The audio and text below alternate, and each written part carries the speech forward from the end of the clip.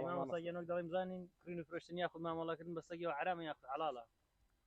لصحيح بخاري مسلم دهاتوا بيغمبر صلى الله عليه وسلم لفرمايش تقداد فرميت نهى عن ثمن الكلب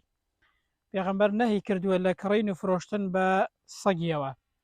لفرمايش تدي كدهاتوا لا يحل ثمن الكلب واتا برهم كرين فروشتن بصقيوا حلال نية جا زور بيهر زوري زانيان ابن حجر عسقلاني إمام مسلم ابن عثيمين ابن باس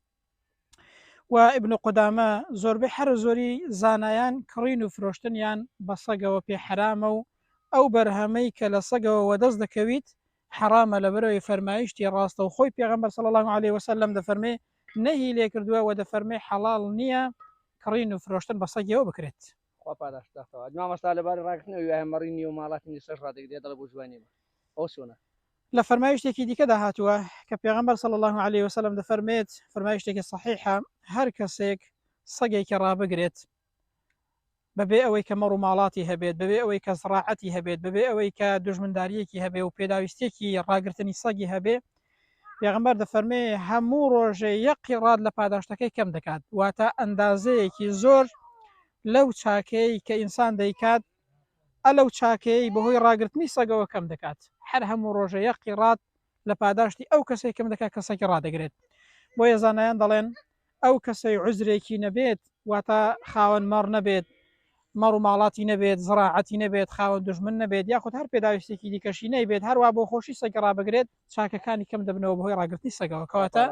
ڕاگررتنی سەگیش دروست نییە بەڵێ ئەرێوەڵا ڕاگررتنی سەگ بەبێ هیچ عوزرێک دروست نییە و کڕین و فرۆشتنیشی پێوە حرامە لە بەیانی وەختای وەرتێکیان بەردە چێ بۆ کەسانێستا بۆتە عادەتێک وەکو پرۆژە سەگ بەخێو دەکەن بەرهەمەکەی دەگرن دوای گەورەی دەکەن و کڕین فرۆشتن پێوە دەکەن ئەوکو پرۆژە هەیە سا لە پشت دەرەوە وەڵی کاکە پرۆژە بێت یاخود بە تاک بێت هیچی دروست نییە پێغەمبەر بە ڕوون و ڕاشکاوی دەفەرمێت ثمن الكلب حرام لا يحل ثمن الكلب نهى عن ثمن الكلب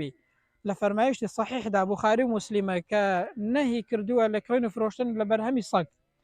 دفرمي حلال نية بالنص حلال لا يحل ثمن الكلب يعني هر بروجيك وهر كسيك كرين فروشتن براسي بصقي وبكا برهمكي حلال نية كرين فروشتن بصقي وحرام أو